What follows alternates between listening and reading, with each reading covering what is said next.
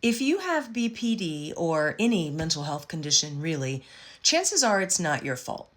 So, outside of a few circumstances where maybe someone engages in excessive drug use and that leads to a mental health condition, or they engage in risky and dangerous behavior, make bad choices, and they damage their brain, and that leads to a mental health condition.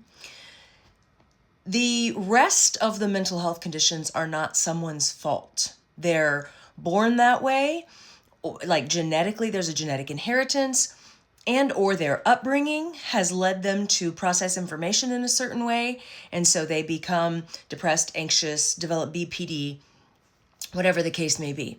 So it's not, it most likely, again, the percentage of drug-induced or brain damage induced mental health conditions in general is pretty small when we look at the mental health world.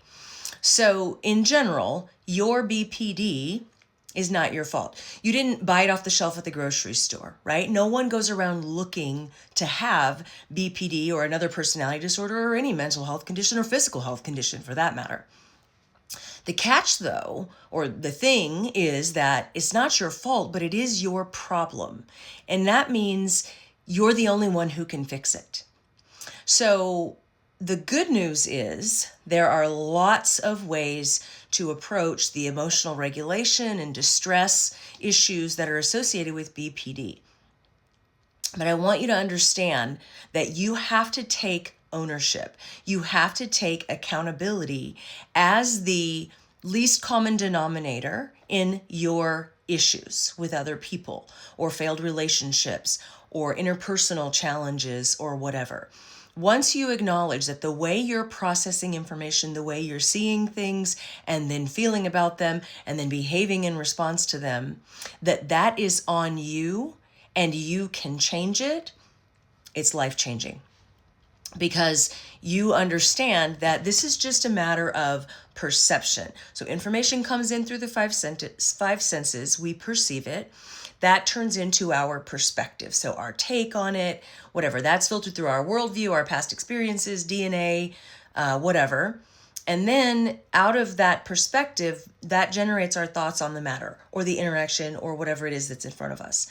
Then based on how we see that generates feelings, how we're going to feel about it. Happy, sad, neutral, angry, guilty, embarrassed, whatever. And then out of those feelings comes our behavior.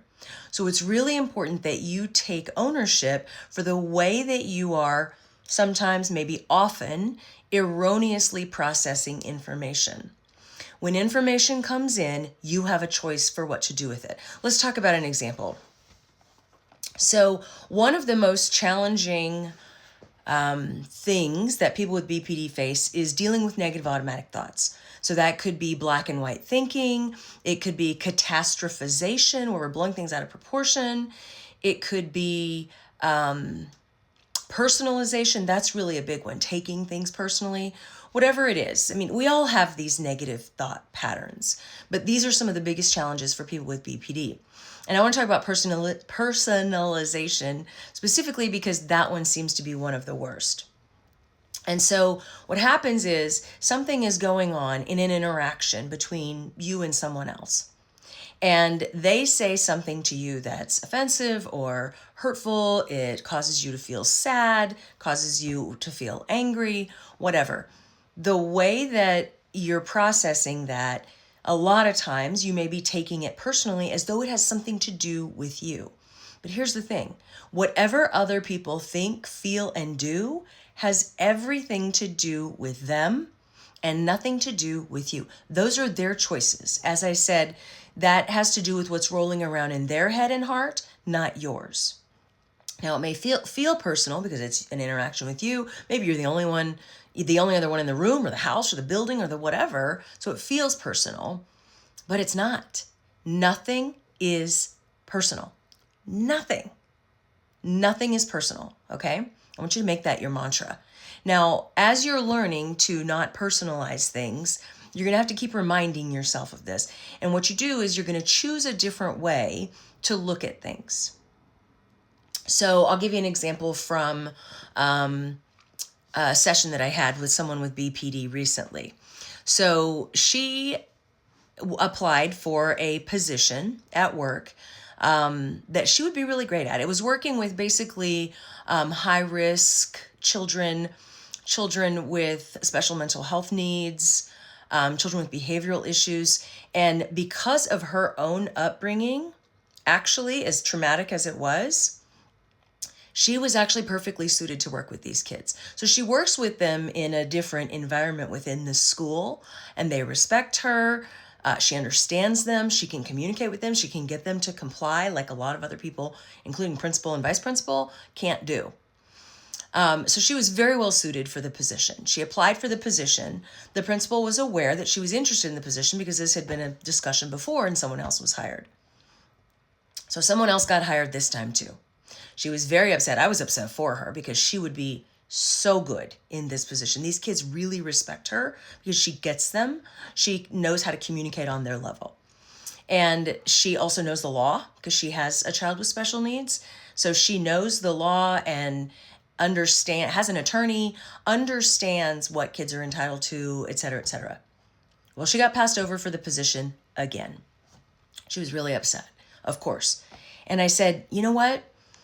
Chances are, and she actually already knew this, she kind of brought it up. Chances are the principal doesn't want you in that position because you have a tendency to speak up, to advocate for kids, whether they're yours or someone else's. You know the law. You have an attorney who's consulting you whenever you have an IEP meeting for your kid. So in a sense, you know too much, right? And she, the principal, is very likely worried about the accountability that you present, okay? But listen to what I'm saying. The principal is worried about the accountability that you present or represent. Whose issue is that? Not yours. It's the principal's. She's the one who doesn't feel like she has her ducks in a row or is worried that something is going to show up and she's going to get in trouble because you're going to do a really good job.